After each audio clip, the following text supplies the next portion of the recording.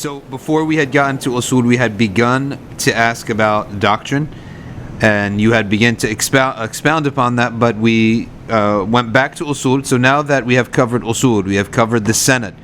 We haven't covered the founder, but the biography of Imam Ahmad is everywhere. So if people want to hear that, we don't need to review it unless it touches upon one of these chapters, since he is the founder of the madhhab, and maybe there's a story, an incident, a principle that he established that truly penetrated through time. Well, one of those that you mentioned was, of course, his distaste, or you could say disallowance, of Kalam. Could you first just define for us how he understood Kalam? Well, Kalam during the time of Imam Ahmad was basically rational theology, speculative theology. It was basically theology that is based on Kalam, which is ratiocination or rationalization. Theology till Imam Ahmad had to be established only from the Quran and the Sunnah. But then he allowed what he called Kalam. He said he even favored this over personal ibadah. But it is, he said that if we don't speak, they will propagate their falsehood, so we must speak. So in other sense, he said that الكلام تكون فائدته لك ولغيرك, يعني that basically defending the Aqida. Kalam is apologetics. Kalam is more apologetics than doctrine. رد الشبهات. Yeah. So if you don't want to defend the Aqida, then you do not like. People will spread falsehood and so on. So he accepted Kalam in a sort of a two-tiered system where you establish Aqida within our hermeneutical system through our basically tools of interpretation from the Quran and the Sunnah. And then once this has been sort of crystallized and clear, then you take this and you defend it. And in this case, you could defend it with Kalam, with rational metaphysics or rational theology. Okay, now, oftentimes you see these apologetics and people utilizing this, rational arguments to dismantle, let's say, the Trinity. Okay. Someone may then say, okay, now you establish certain rational principles to dismantle this Trinity. All right, you got me. I'm one of you now. I'm a Muslim now. What happened to those principles then? Right? Why don't they apply any longer, those rational principles, if I was to enter the doctrine of the Muslims?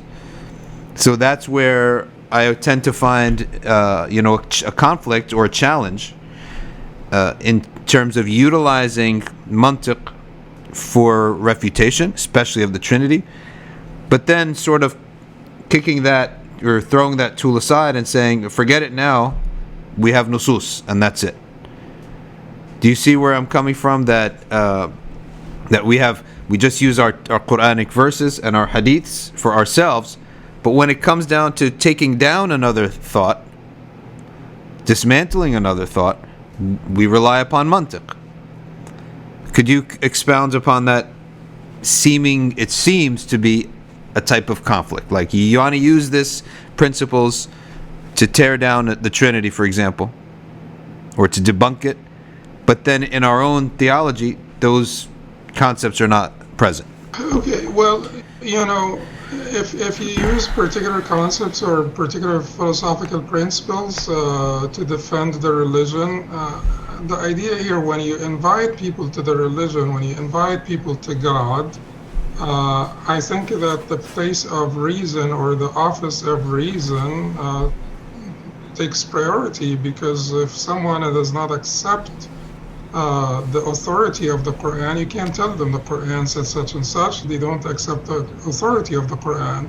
So the authority here is that of reason. So you will have to basically use rational arguments to convince them. Once they arrive, and now, like when you arrive at the door of the king, you leave your horse or mule or donkey outside the door, and you come in barefooted. And then when you walk into the presence of the king, then you listen. If I come to you with a message from the king, I need to establish that this is from the king. When you arrive in their presence, the presence of the king of the kings, then you need to listen and obey. Sami'na wa ata'na. Now, even when, but this does not mean, and I understand that we're trying to talk about, the balance between reason and revelation. And this does not mean that we will turn reason off, because in our hermeneutical system, we rely a lot on contextuality and intertextuality. We have to check, the different reconciliation between different texts, and the context of the revelation and all of that. So a system of hermeneutics that relies this much on contextuality and intertextuality will not want you to turn it off. But it would want you to not contest the sort of the definitive proofs of revelation by sort of rational sort of arguments. Now, how can we establish the balance? That is the whole discourse between, of course, the universal law and the or harmony between reason and revelation. And I believe that the definitive, whether it is, the binary is not between reason and revelation. The binary is between definitive and speculative. So whatever it is that is definitive, we take it, whether it is from reason or revelation, and we prioritize it over the speculative. And when you have conflict between speculative and speculative, then you have to look for what's more probative. Before we get to even the discourse on reason and revelation, can you touch upon, language and the importance of actually setting down the philosophy of language first before progressing into that? Of course, I discussed this to some extent closer to the end of the book. I talk about nominalism, conceptualism, and realism. And I talk about, the fact that as affirmationists, like Hanbalis, affirmationists, musbitun, we have a responsibility, and I always talk about this to my co-Hanbalis or co-Atharis. In fact, I don't attach this particular Aqida to Hanbalis, because Hanbalis, as you mentioned about Ibn al-Jawzi, for instance, don't come in one size or one color or orientation. In this respect, nor do others come in basically one orientation. So, like Ibn Abd al-Barr is, I am more like Ibn Abd al-Barr in Aqida than Ibn al-Jawzi. So Ibn Abd al-Barr is closer to me in Aqida than Ibn al-Jawzi. So, the partitions that we build, the compartments that we build, we just need to sort of walk out of our compartments. So anyway, it's not a Hanbali issue, but I say to co-Atharis, and that's why I called it Athari in the book, that we have a responsibility, since whenever you fall on one point of the spectrum, there will be people to your left and people to your right.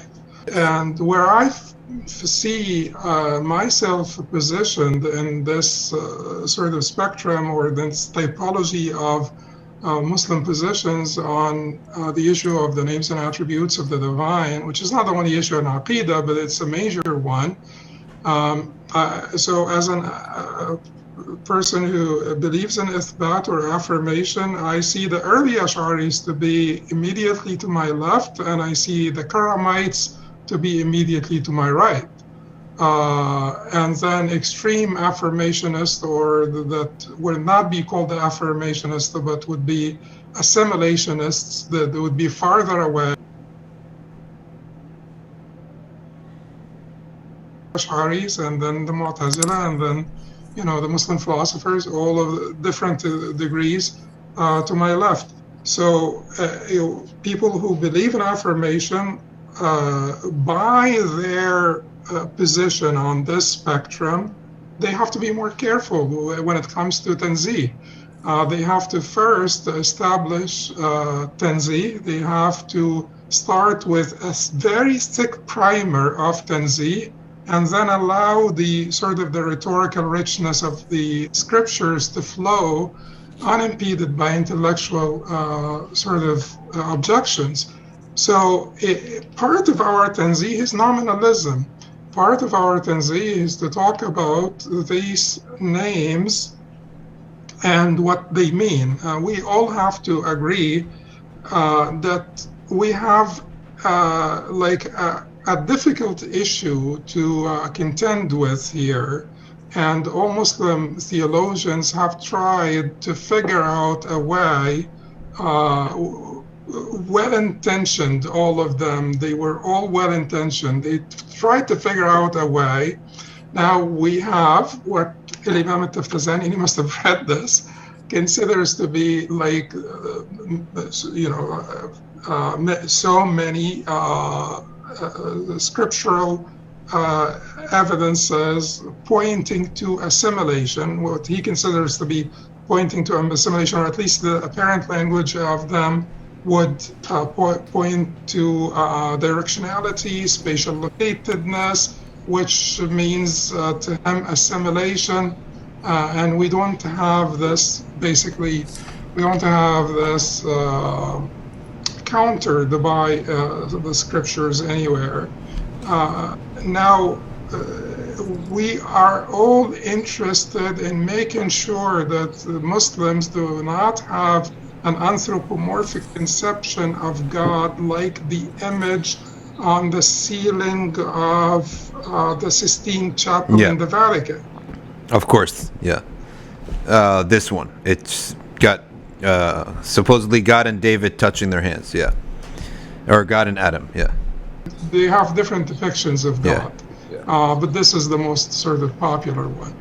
So we certainly, none of us want to have this, not even as a tangible image in a drawing, fresco, sculpture, etc., but even as a mental conception. And sometimes even Ibn Taymiyyah, rahimahullah, talks about this, that Muslim scholars never speak like this. When the Christians say, you say that God has a hand, God has hands and face and chin, or this and that, and eyes and etc. So Ibn Taymiyyah answers them, and in answering the Christians, he says that none of the Muslim scholars speak in this way, this composition. None of the Muslim scholars speaks in this way, and none should speak in this way. So if in a Friday sermon you should not be saying this, because the cognitive synthesis that would result from this in the minds of people is reprehensible. So we say that when we talk about that language, we understand that the Quran used anthropocentric language because humanity is the audience. The Quran is using a language that has been developed by human beings. There is disagreement whether language, originally Allah subhanahu wa ta'ala taught Adam the names, but over time, languages have been developed by human beings. So this is a human sort of development, inspired by God, empowered by God, but it is a human thing. So God used this language that denotes different things within the human experience. That's why it's limited by our categories of thought, limited by our experience, to point to realities that are completely beyond the apprehension of the human mind, the realities of the unseen, particularly God and the qualities of God. So we talk about nominalism. Nominalism is a concept that Taymiyyah spoke of before William of Ockham. And nominalism means that there is no reality for those names or terms, extramental reality. Because if we say that this means assimilation, then we are talking about a realist sort of concept of language, that there is a form, the Platonic forms, fatness, handness, this and that. So there is a real pattern that inheres in the different particulars, but we don't believe in this, and we don't believe that there is an extramental reality that's called catness or handness or this or that or faceness. And these words would only acquire their meaning when they apply to the particulars. And whatever applies to seeing and sort of saman, al-basar, seeing and hearing, when we talk about commonality, or we talk about what Ibn Taymiyyah called the qadr al-mushtarak, this is the same thing. The reason why Allah used love, he wanted to use the word love, so we just adhere to this and we say that he loves, but we reject all the lawazim, we reject, and this is important also, we reject all the so-called necessary concomitants. I have to tread carefully here because I want you to ask the questions. I will be clear and honest about what I think, but also I do not want to exploit your generosity and kindness and sort of propagate ideas on your platform don't adopt. No, not at all. I mean, we're alhamdulillah discussing this matter, and I think it's actually a great example, and a lot of people are looking forward to this, because for a lot of people, this is not so much of an intellectual issue. It's more of a type of battle, or they don't like to see this type of negativity between people, and they'd be very happy to see someone like myself, who I don't even claim to be from the scholars of Aqida at all, but just from the students of knowledge, and I promote what I have learned of that. And then someone like yourself that's known as a authoritative figure in the Athari school, and I think they're very comforted in the fact that we're able to just discuss this without going off the rails. So I think inshallah it'll be very positive. My question is that the Quran came in the language of the Arab, so therefore the meanings of the words will have some precedent with them first, before it came down as revelation. And so therefore it's very possible, and that's the whole point of lexicons, is to document how the Arabs used all of those words. And therefore you could say, okay, this shajara was used this, najm was used in this way, and the evidence is how the Arabs used them, because this allows us to really concretely say, here are the words of the Quran, this is what each word means, okay? And the Quran itself is coming to speak in their language, so it's using these words. Now, so just that premise, is that premise is it acceptable, or is it something that's different in the view of the Atharis? No, it is a little bit different because the lexical definitions came after, the time of the Sahaba, and the linguistic conventions in the time of the Sahaba were a little bit different from the lexical definitions. And if the lexical definition of ghadab, for instance, talks about a state where there is boiling of the blood of the heart and so on, we don't have to concede to that. We don't have to agree that this is ghadab, that this is what ghadab would infer in every context and with everyone. And the same applies to love. I mean, the lexical definition of love, we don't have to accept that. You see, Ghazali rahimahullah, when he talks about the al-irada, and that's a discussion between Ibn Rushd and Ghazali, may Allah bestow mercy on them. When he talks about al-irada, irada means what? Irada means will, and in the lexical definition, it is something that is based on gharad or interest. You are inclined to something because you have interest in it, and that is unacceptable. And then Imam Ghazali says, but it is revealed, it is part of the scripture, and he does not retreat from that. He will have to accept that there is a will, and so on. And the Athari would basically expand the same sort of concept, that hubb also came in the scriptures, and so we will not we can affirm it, and we will not accept the concomitants, and we will not accept the lexical, the lexical definition of the word. Yes. So, and with those, it's easier to understand those or to handle those ishkalat, because we have other nusus, as you said, intertextual, telling us that he is a samad, he has no need, so therefore his love will be without a need, and his irada will be without a need, right? So whereas the other mutashabihat, they do have a connotation of limness, of being limbs, which of course you establish the tanzih.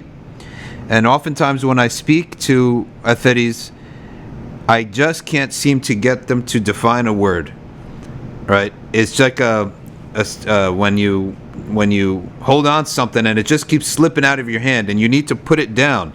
So what does this word means X, Y, or Z, right?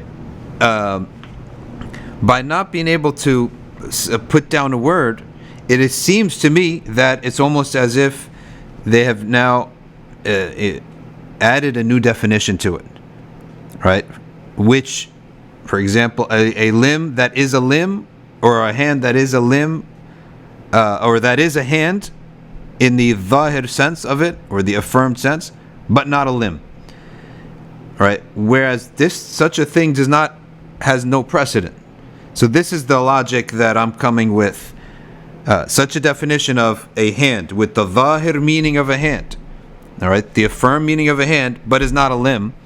So that is something that it seems to be an inconsistency, or seems to lack precedent, all right, or be something that where did the Arabs use that? So if you can sort of clarify that perspective.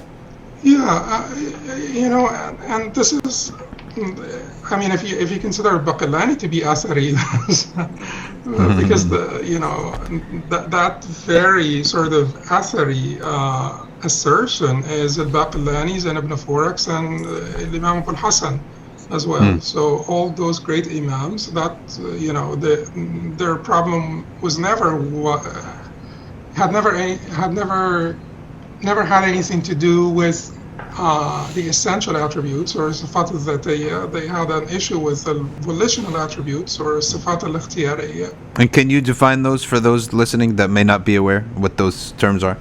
you have the different sifat. According to the Ash'ari classification, you have the sifat al-dhatiyya, which are the essential attributes. You have the sifat al-salbiyya, which are sort of the negating attributes. Negated attributes. So al-wahdaniyya means he has no sharik, al-qidam, he has no beginning, etc.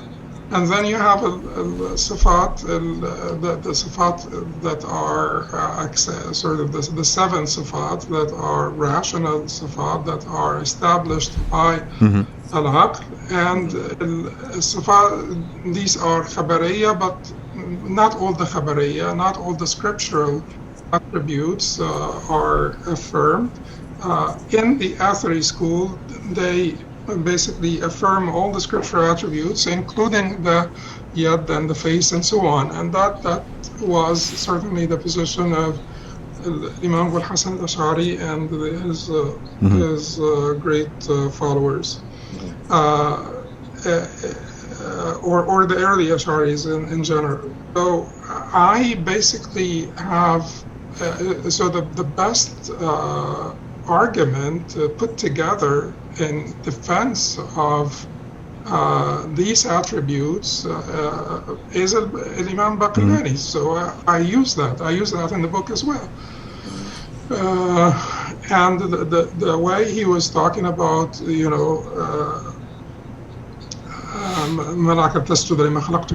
why don't you prostrate to he whom I created with my two hands and so on. Clearly he's talking about the hands, without consigning the meaning. He's affirming the meaning of hands, and he says that there is no need whatsoever to consider these to be limbs, because the language, like when Ibn Abdul Barr rahimahullah talks about death coming to us, about what? Death comes to us. That does not necessarily mean spatial locatedness or moving from one place to another place. That's a beautiful example. So when Allah says, وَجَاءَ رَبُّكَ وَالْمَلَكُ صَفًّا صَفًّا, and your Lord had come with the angels rank after rank, why do we have to be talking about movement and so on? Also, Ibn Taymiyyah talks about the ruh being described in the scriptures as powerful and hearing and going up and coming down, and that does not mean corporealism whatsoever or tajseem whatsoever.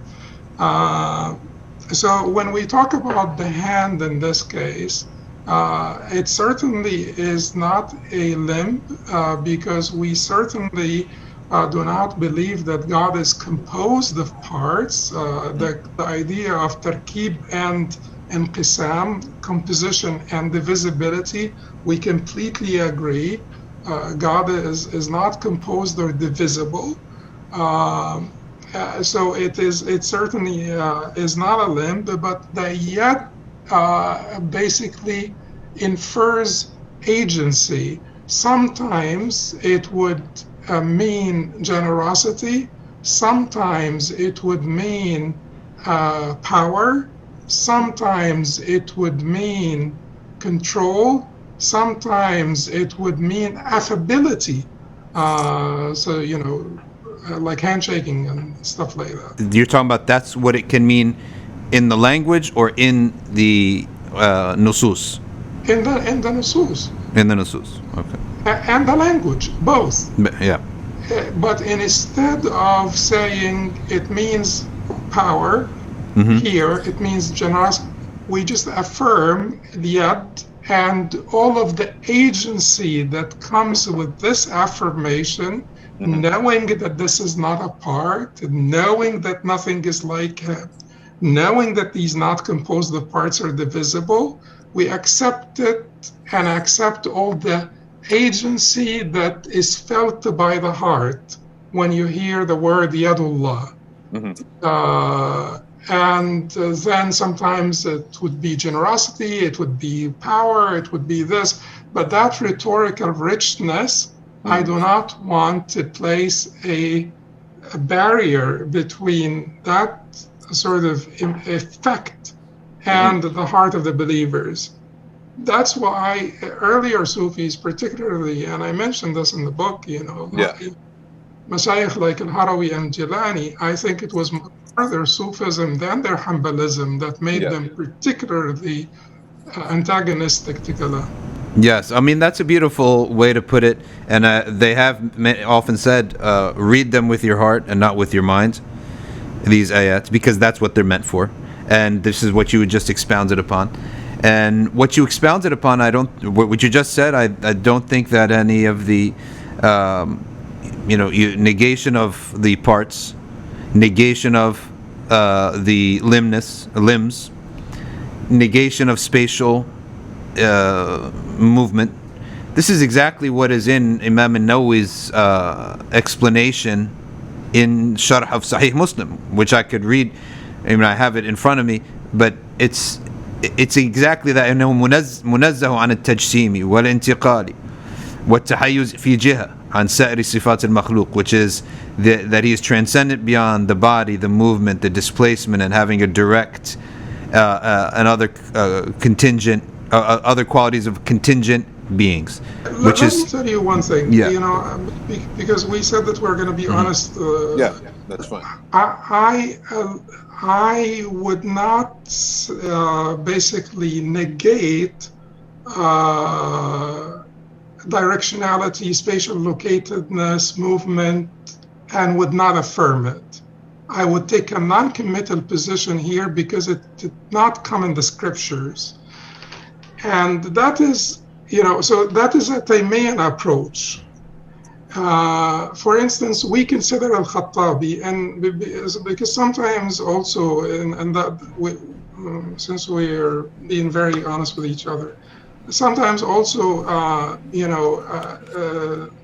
the Mashayikh from the Ash'ari orientation or the Maturidi orientation allow a lot of latitude within the Ash'ari and the Maturidi school. But whenever there is a disagreement within the Athari school, generally speaking, they point this out as, he's not Athari, and try to sort of, we feel it's a little patronizing, or it just, like Al-Khattabi is not Athari. Well, Al-Khattabi speaks very strongly about Listiwa, and very strongly about he's not everywhere, because why would he be on the throne if he's everywhere? So we say Al-Khattabi is not Athari. No, but Al-Khattabi basically denies movement. The Darimi affirms movement. We consider this all within the Athari scope, because we consider them all to be within the Athari school. Ibn Taymiyyah is in the middle of this school most of the time, if not closer to the Ash'ari side at times. But he takes a non-committal position. And why would Ibn Taymiyyah take a non-committal position and disagree? For instance, you find that Abu Khattab, for instance, a great Hanbali. Some people think that Abu Khattab would be closer to Mufawwid, consigning the meanings. And if we can talk about this if you want, in terms of Hanbali tafwid and in the Hanbali madhhab. But when Abu Khattab, for instance, they ask him, قالوا ما معنى استواه أبن لنا قلت هذا سؤال معتدي قالوا فأنت تراه جسما قل لنا قلت المجسم عندنا كالملحدي. So they said, what is the meaning of istiwa? Tell us. I said that this is a question of basically a wrongdoer, an aggressor. They said, then you believe that he is a body or corpus. You believe in corporealism. You believe that he's jism. And Abu al-Khattab said, المجسم عندنا قلت المجسم عندنا كالملحدي.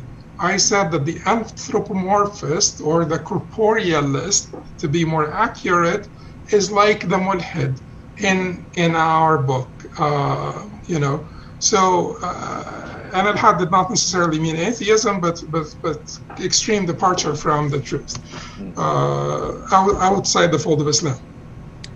So Ibn Taymiyyah comes and takes a non-committal position in all of these things. Why is this? Because he is philosophically schooled, and his basically mastery of philosophy made him more careful, because he's afraid of, he knows dialectics, and he's afraid of the next step. Which is? He's afraid of the next step. Like, he's afraid of the concomitants. He's afraid that, if he commits to an answer, he certainly believes in the indivisibility of God, that God is not composed. And he talks about this, and he gives the example of a ruh, and the movement of ruh, and this and that. But he would not say, when it comes to just tahayyuz, the directionality, corporealism, spatial locatedness, spatial extent, he would take a non-committal position, because he does not want to give an answer that would lead to someone pushing him into a corner. Because of the, like Aristotelian, for instance, the categories of understanding, that there is jawhar, substance, and arad, accident. And if it is not this, it is that.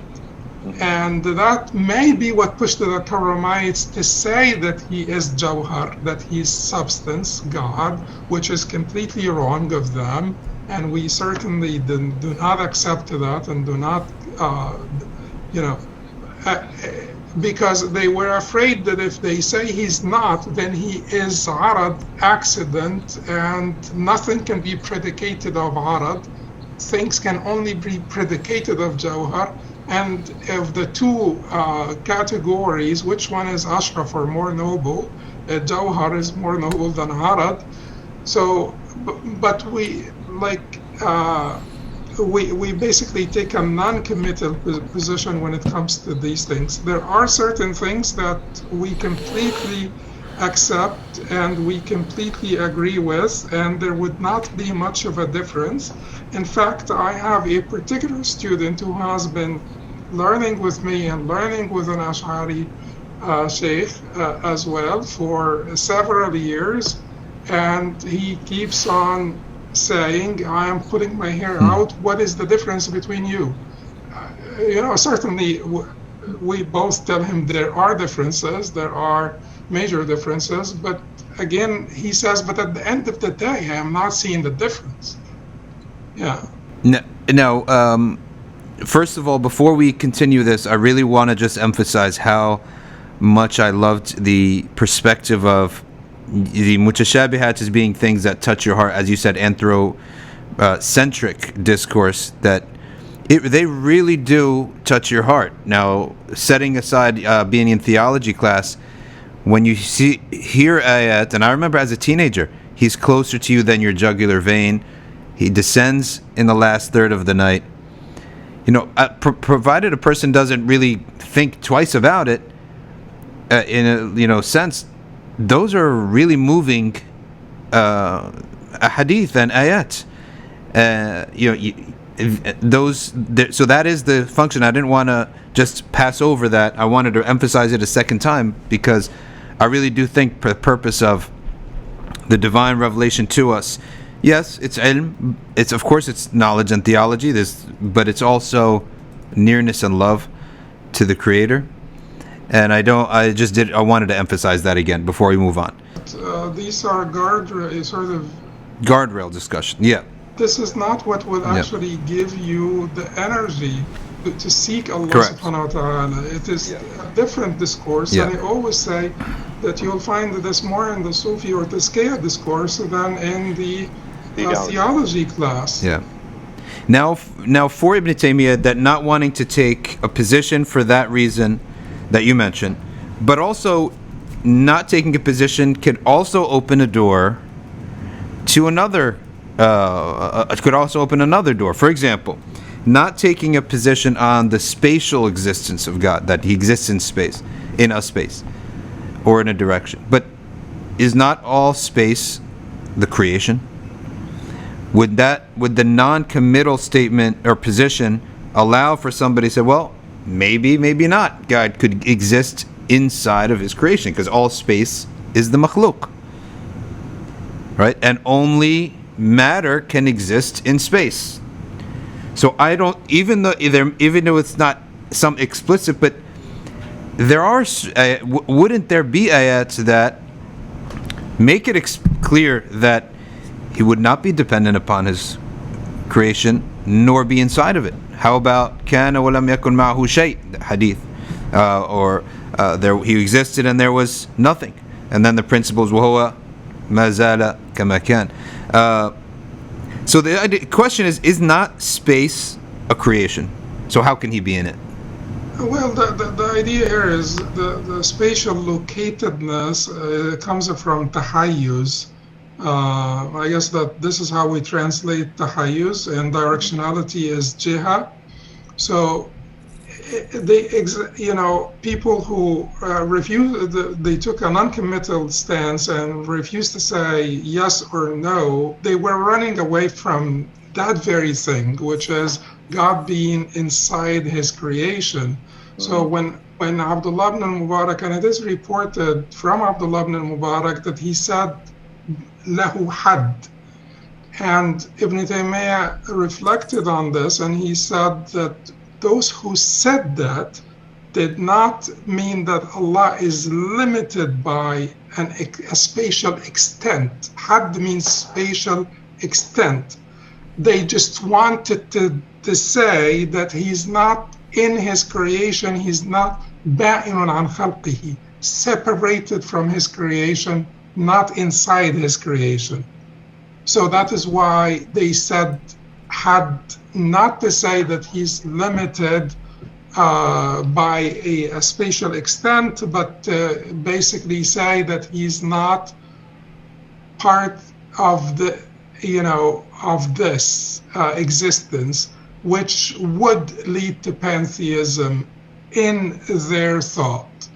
Yeah, which is why I had mentioned earlier the concept of God, of refutation of Trinity, is one of our simple responses, that God does not exist inside of his creation, because this reflects a need, being Jesus, the person of Jesus, the body of Jesus.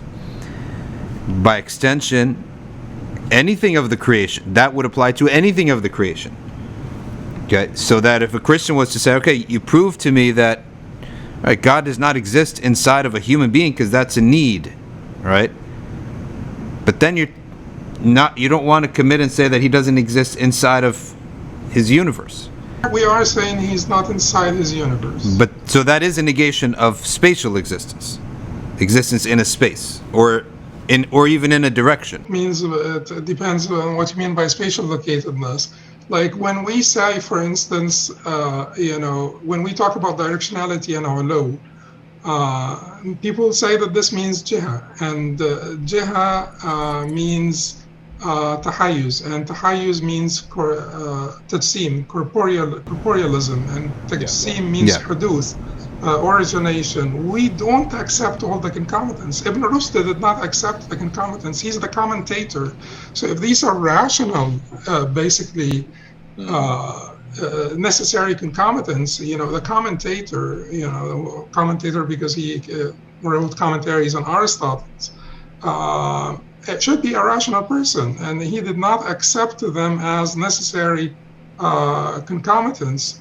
So the idea of tahayyuz, we do not, space here is being defined as this universe. When we talk about aboveness, we're not saying jihad, we're just saying aboveness. So someone can say, well, I'm going to pull out my hair. How come ulu is not jihad?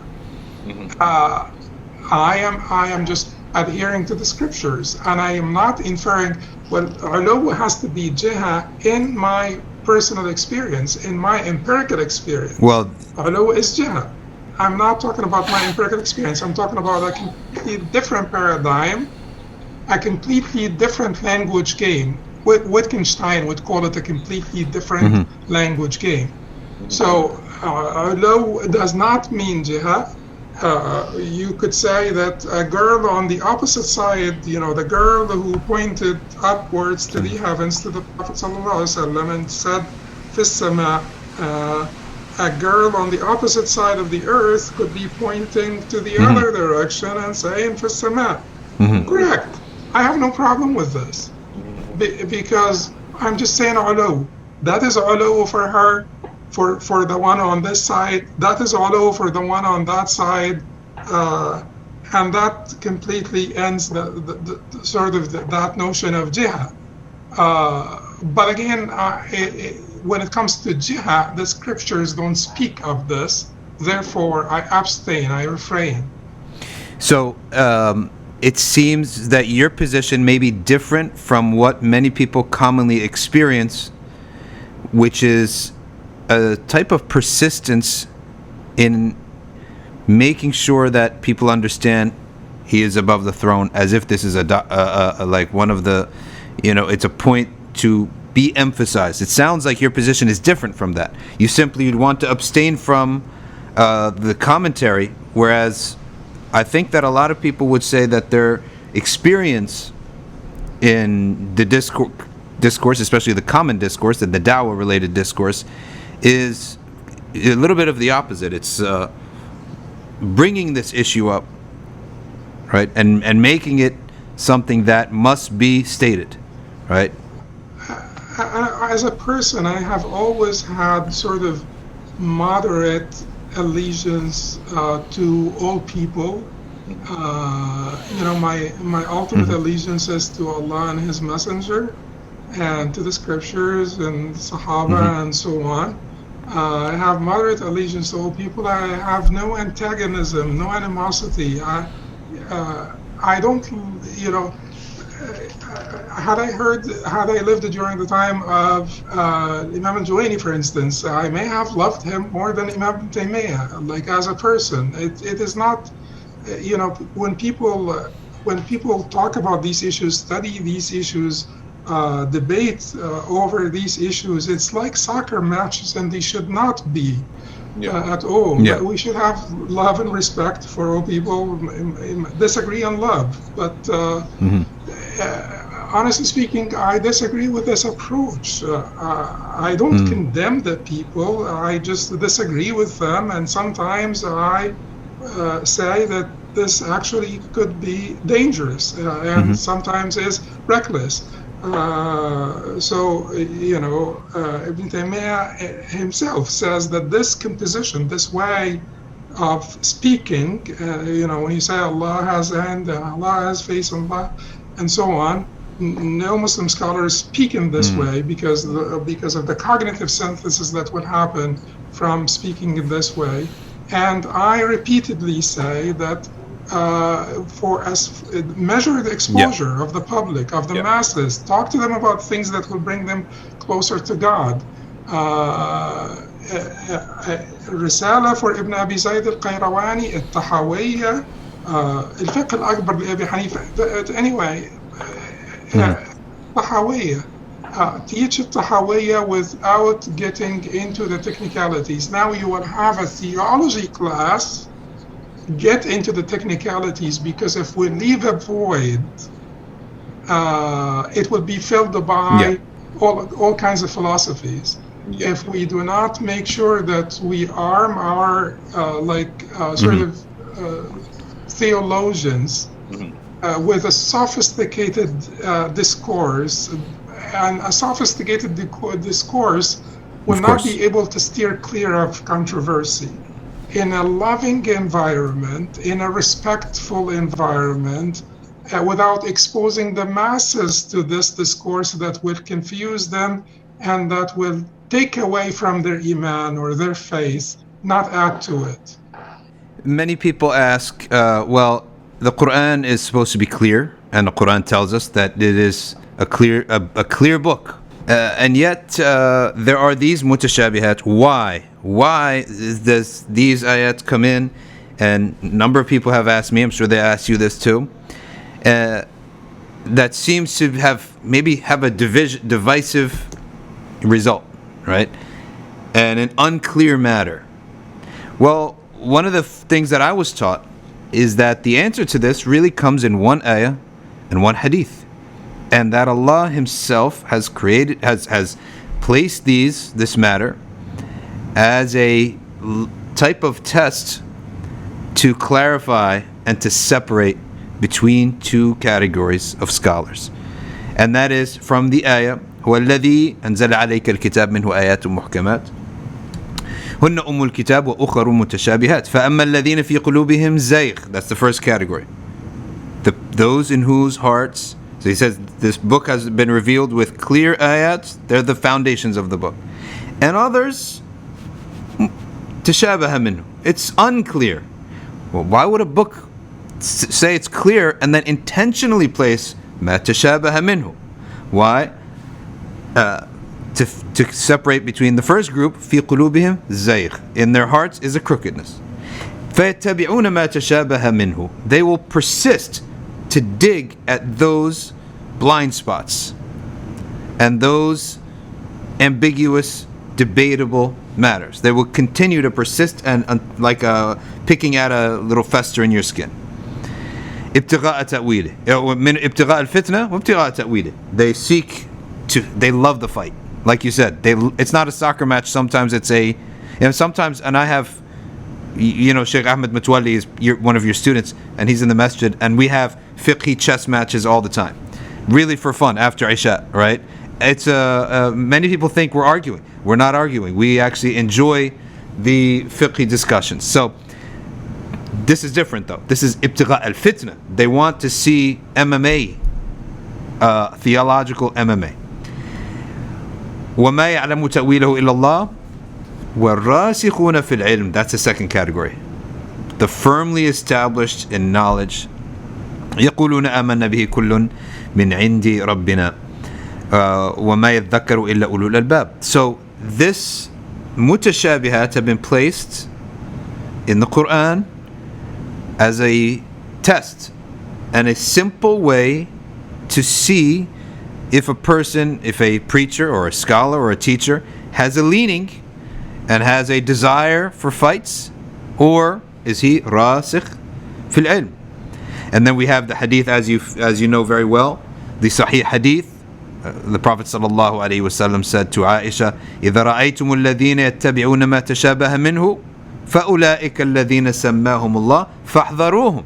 If you see those people who pick away at the mutashabihat, the ambiguous or vague matters, okay, or the unclear matters, those are the people Allah named in that other verse. So stay away from them. So this gives us a very simple answer to why this exists, which is it is a manner, it's a way to immediately say, stay away from that individual. What do you think of this framework of understanding of the mutashabihat? I think it depends to a large extent on intentions and context, circumstances, because there are a lot of circumstantial variables. Certainly, a lot of people, first it is intention. If people have ikhlas, they'll be rewarded whether they were right or wrong. We were told by the Prophet ﷺ, إذا حكم الحاكم فاجتهد فأخطأ فله أجر وإذا حكم الحاكم فاجتهد فأصاب فله أجران. So when you opine on a matter, if you're qualified and you opine on a matter after due diligence, ijtihad, after due diligence, and you're wrong, you will be rewarded once. If you're right, you'll be rewarded twice. So many times people were pushed into this. Like, for instance, Imam Al-Hasan al-Ash'ari, he was pushed into this discourse by the contentions raised by the Mu'tazila. the Mu'tazila felt that they were pushed into this discourse by the contentions raised by the philosophers. When Muslims, the Islam reached from Andalusia to China within a very short period of time, when Ibn Muqaffa translated all of Aristotle's works, and that was very early on, 120 to 140 after the Hijrah. This is the time where Aristotle's works have been translated, and many people have become exposed to this, and people have become exposed also to Christian apologists who were philosophers to a great extent. And Christian philosophers have been very sort of into philosophy to defend, because they felt that their theology is somewhat complicated, that really requires a lot of mental effort to defend the Trinity. So Muslims were exposed to this. The Mu'tazila felt that they have to basically live up to their responsibility and defend Islam. The Ash'aris they felt the same way. The early Ash'aris, the other Ash'aris. I honestly, people talk to me about, for instance, Ibn Taymiyyah rahimahullah, whom I consider to be Shaykh al-Islam and consider to be like mujtahid mutlaq, muntasib, combined. We talked about this a little bit. But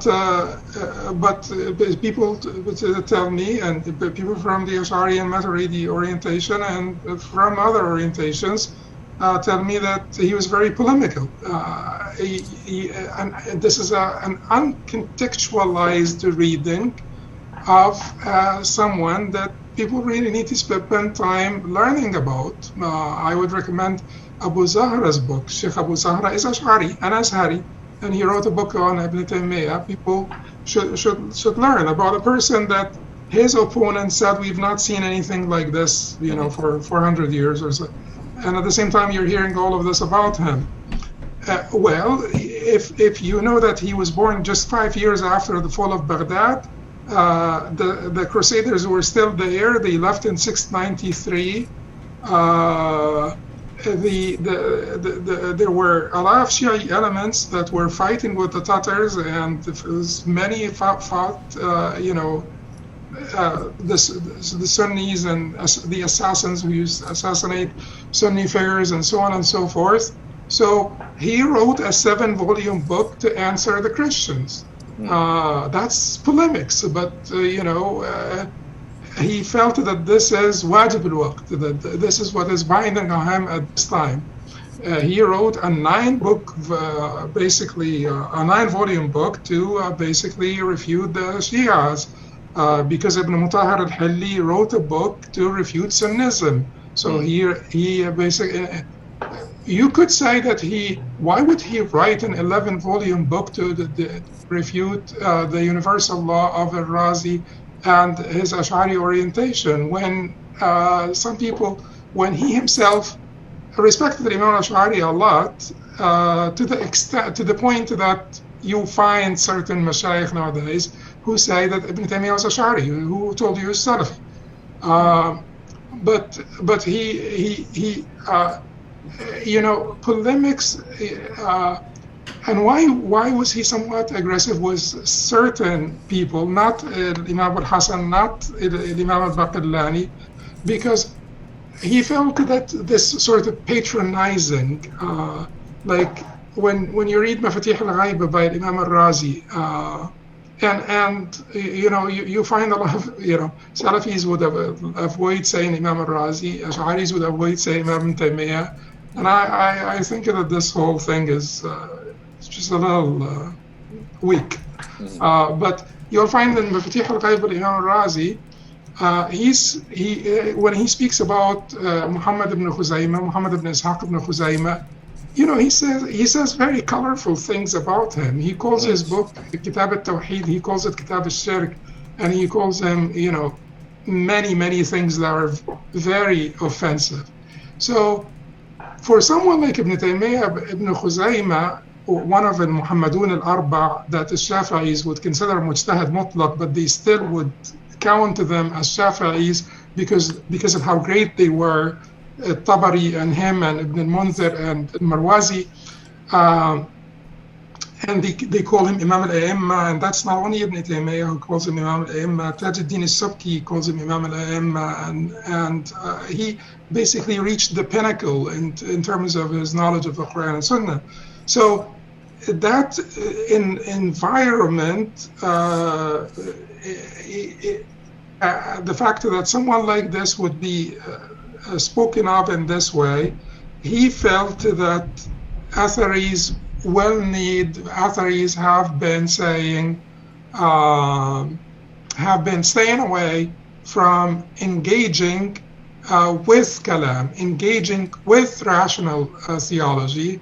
And he felt that this is not working because it seems that Atharis were losing ground for 300 years before him. So he took it on himself to basically defend the sort of what he believed to be the Athari Aqida through rational theology. So it is all about the times. It's all about the times. Yet he himself was very, very friendly and warm at a personal level with his fellow Ash'aris, and I would not say fellow Sufis because he was to a great extent a Sufi, but with his fellow Ash'aris. Yeah. Very, very warm, loving relationship at a personal level, and there are, countless stories. So it depends on the context. Would he be writing the same books now? Would he be focusing on the same issues now? Would he, or different issues? I would say different issues, not the same issues. The times are different, and the wajibat al-waqt are different, and the spread of atheism in Egypt in the last 10 years is unprecedented. It's scary, actually. You were talking about a country that is at the heart of the Muslim world. Mm-hmm. And if we're going to pick up fights over, spatial locatedness. Yeah, I totally agree with you. It's incomprehensible. And when people say, "Oh, well, it's part of the deen," but I agree with you that there is a triaging, and you're a medical physician, and of course, triaging is the rule number one in the ERs that someone's coming in with a heart attack, another coming in with a broken ankle. There's going to be obviously a major difference in the priorities, the time given to each subject. So I totally agree with that. You mentioned the Sufis, so I want to take this chance as a segue to our final chapter.